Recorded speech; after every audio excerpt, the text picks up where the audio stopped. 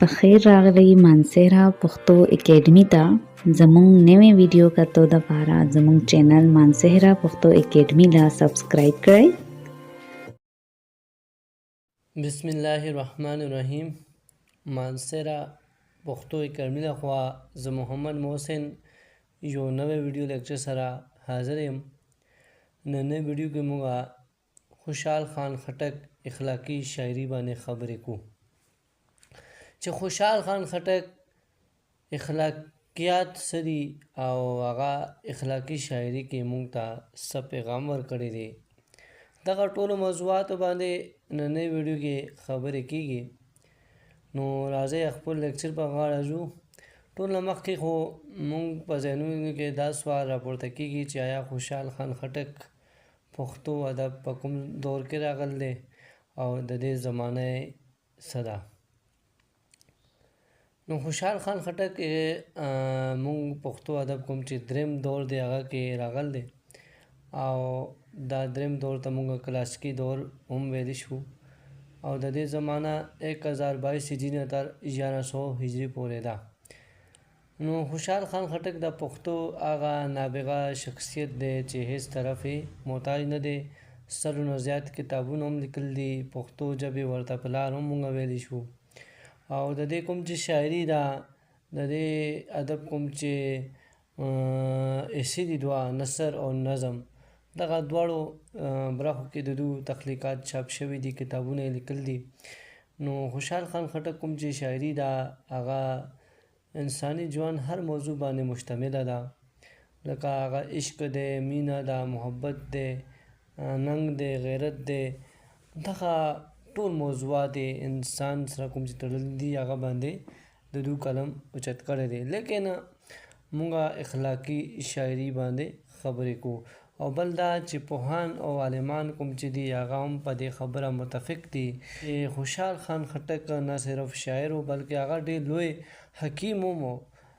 لکه خوشحال خان خټک کوم نصیحتونه موږ ته کړي دي، کوم خبرې اترې کړي دي، نن هم اگر چې پښتون قام یا بلکې زه دا وایم چې ټول نړۍ خلک کوم چې دي په دنیا کې څومره چې خلک دي هغه هغې باندې عمل وکړي نو هغه ژوند ښه شي او نو ټولنه هم ترقۍ په لاره روان شي او معاشره کې امن هم راځي. لیکن بدقسمتي زموږ دا ده چې موږ خوشحال خان خټک کوم چې شعرونه دي هغه بس کتابونو کې لولو، بس هغه باندې عمل نه کوو. لیکن د خوشحال خان خټک کوم اخلاقی شاعري کې کوم چې زیات ښکاره او ممتاز کوم چې برخه ده هغه کې امید دی. مسلسل کوم سړی چې جدوجہد کوي، کوشش کوي او مصیبتونو سره مقابله کوي، لکه تکلیفونو سره مقابله کوي، لکه یو شعر کې وایي که اسمان دی د ازمري په خوله کې ورکا، د ازمري په خوله کې مه پرېږده همت. ګورئ هغه وایي چې ازمري په خوله کې مه پرېږده همت، لکه ازمري خوله کې څوک چې ورشي نو هغه خو ډېر کم امید وي چې بچ کېدو هغې نه چانس دي. لیکن خوشحال بابا وایي چې اسمان د ازمري په خوله کې ورکا، شاعرۍ کې اسمان وایي قسمت ده، لیکن هغه وایي چې ستا قسمت چې ازمري په خوله کې شي مصیبت کې تو شوې نو هلته هم تو لکه خپل ازمري په خوله کې هم تو خپل همت نه بایلې بلکې کوشش کوي. شان خوشحال خان خټک خپل اخلاقی شاعري کې ننګ، ناموس، غیرت خبرې هم کړي دي. لکه یو بل شعر کې وایي سر دی درومي مال دی درومي پت دی نزي، د سړي د چارې کل خوبي پاپت ده.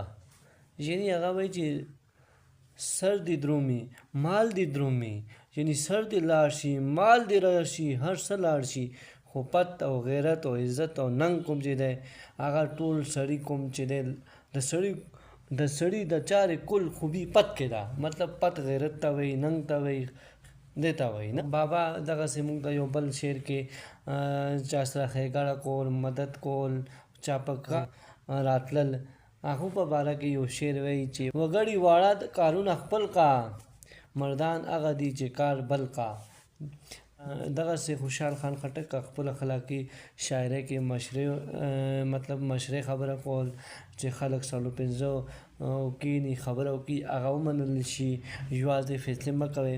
نو خوشحال خان خټک په شعر کې وایي چې مصلحت په باره کې او مشرۍ په باره کې لکه شعر کې وایي چې د نمانځه تر قضا ګرانه د قضا ده چې قضا شي د څلورو مصلحت. وایي چې کوم مزد دی هغه چې موږ نه قضا شي هغې دومره مسله نشته، هغه موږ بیا بل وخت کې ادا کولی شو، خو چې کوم ځای کې څلور کسانو مصلحت وي مشره وي نو هغه قضا شي نو هغې قضایي بیا مشکله ده، ګرانه ده، لکه هغې قضا واپس نشي راتلی. نو ګورئ دومره زیات موږ ته نصیحت کړی دی په دې مطلب خوشحال خان خټک هغه خلکو ته هم اشاره کوي څوک چې بل ښېګړه کوي بل سره نیکي کوي خو مطلب بیا احسان خجوي لکه دا کار زما په وجه وشوه، دا کار ما دو سره ښېګړه وکړه، نو دو خلکو ته خپل اشاره کوي چې شعر کې دا منت دارو که مرم په کار مې نه ده که علاج لره مې راشي مسیح هم. بیا کوم خلک چې مطلب کوشش کوي نو هغې په باره کې بابا موږ ته یو شعر کې داسې مخاطب شوی دی که کوشش کا په اخلاص زه ضامن یم که کمران په خپل مراد نشي سړی. خوشحال خان خټک چې څوک سړی کوشش کوي جدوجہد کوي مسلسل محنت کوي نو هغې ذمواري زه اخلم چې هغه یو ورځ کامیابیږي. نو ګورئ دومره ښکلي ښکلي شعرونه موږ ته بابا ښکاري، نو موږ افسوس دا دی چې دی باندې عمل نه کړو. بل شعر کې وایي چې دغه همت باره کې چې په هر کار چې همت وتړله ډله که ازغني وي یا کار ورته ریحان شي. بیا خوشحال خان خټک بل شعر کې لکه کوم سړی چې خبرو باندې مسلې حل نه کوي، جنګونه کوي او خبرو ته اهمیت نه ورکوي او جرګې ته اهمیت نه ورکوي، څه مسله راشي نو هغې حل صرف خبرو کې دی، جنګ جګړه کې نه ده. لکه څوک چې جنگ کوي هغه یو شاعر خبره چې جنگ تو خود ایک مسئلہ ہے جنگ تو خود ایک مسئلہ ہے جنگ کیا مسئلوں کا حل دے گی.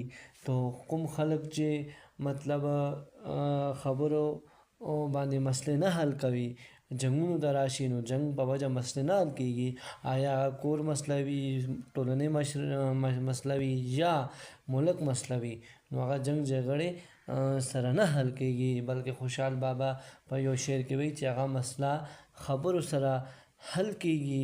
لکه هغه یو شعر کې وایي چې بندوبست د کائنات دی په خبرو یو تر سله صدقه شه سل تر زرو.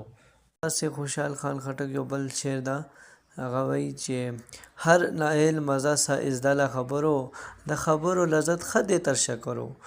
نو مینوالو دا موږ سره د خوشحال خان خټک اخلاقي شعرونو نه موږ څه نمونې تاسو سره شیر کړل. دې نه علاوه نور شاعري هم شته چې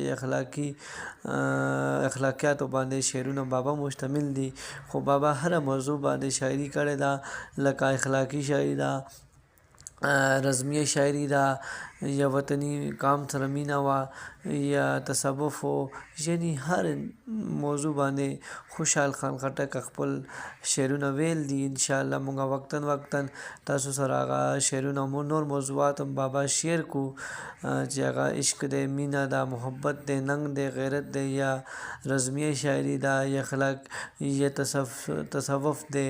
انشاءالله موږ وقتاً هر موضوع تاسو سره ډسکس کو. تاسو موږ د اجازت راکئ او ویډیو شیر کئ. والسلام.